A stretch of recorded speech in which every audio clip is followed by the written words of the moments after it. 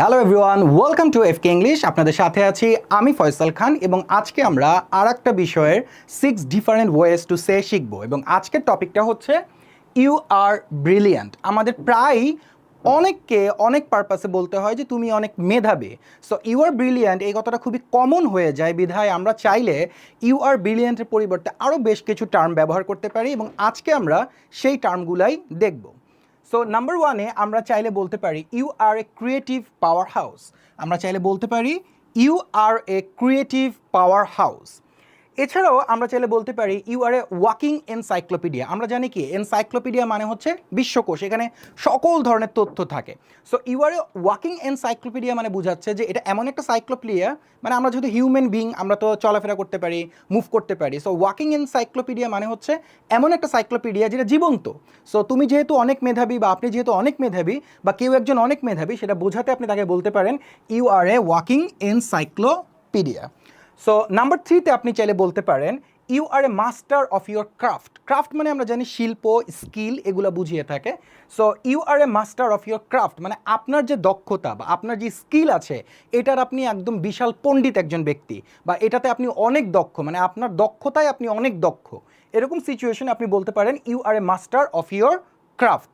Number ফোরে আমরা চাইলে বলতে পারি you are genius in the making, অর্থাৎ কোনো জিনিস তৈরি করার ক্ষেত্রে কেউ একজন খুবই মেধাবী, বা কোনো প্রবলেম সলভিং হতে পারে, কোনো ইস্যু সলভিংয়ের ক্ষেত্রে হতে পারে, বা যে কোনো সিচুয়েশনে আপনি যদি বলতে চান যে একজন মানুষ সেই জিনিসটা খুব সুন্দরভাবে করতে পারে, মেধাবীভাবে করতে পারে, তাহলে আপনি বলতে পারেন you are a genius in the making, অর্থাৎ কোনো কিছু তৈরি করার ক্ষেত্রে সে খুবই জিনিয়াস। নাম্বার ফোরে আপনি চাইলে বলতে পারেন you are a shining star. এটা খুব সিম্পল একটা term, you are a shining star. So simply আমরা কোনো জিনিসকে যদি উজ্জ্বল দামি বুঝাই, সেটাকে আমরা ইউজুয়ালি স্টারের সাথে তুলনা করে থাকি। যেমন ধরেন আমরা সেলিব্রিটিদেরকে স্টার বলে থাকি, নায়ক নায়িকাদেরকে স্টার বলে থাকি। ঠিক সেইভাবেই আপনি যদি কাউকে বুঝাতে চান সে খুবই ব্রিলিয়ান্ট, খুবই মেধাবী, তাহলে আপনি তাকে বলতে পারেন you are a shining star. আর শাইনিংয়ের একটা সিনোনিম আছে, সেটা আপনি চাইলে বলতে পারেন blazing. You are a blazing star, ঠিক আছে? সো আপনি এটাও বলতে পারেন you are a shining star অথবা you are a blazing star. Blazing star, okay. So এছাড়াও আপনি চাইলে ফাইনালি যেটা বলতে পারেন সেটা হচ্ছে ইউ আর এ ট্রু জেম। বর্তমান সময় মেধাবী বা খুবই মূল্যবান কোনো কিছু বোঝানোর ক্ষেত্রে অনেকে জেম টার্মটা ব্যবহার করে, জেম। সো আপনি চাইলে তাকে বলতে পারেন ইউ আর এ ট্রু জেম। বিশেষ করে স্টুডেন্ট বা কোনো একজন ক্রিয়েটিভ মানুষকে আপনি বোঝানোর ক্ষেত্রে আপনি বলতে পারেন ইউ আর এ ট্রু জেম। ওকে, তো চলুন আমরা আবার একটু চেক করি আমাদের different ways to say you are brilliant. So number ওয়ানে আপনি চাইলে বলতে পারেন you are a creative power house. এটা আমি অনেক সময় বলে থাকি, আমার খুব ভালো লাগে এটা বলতে।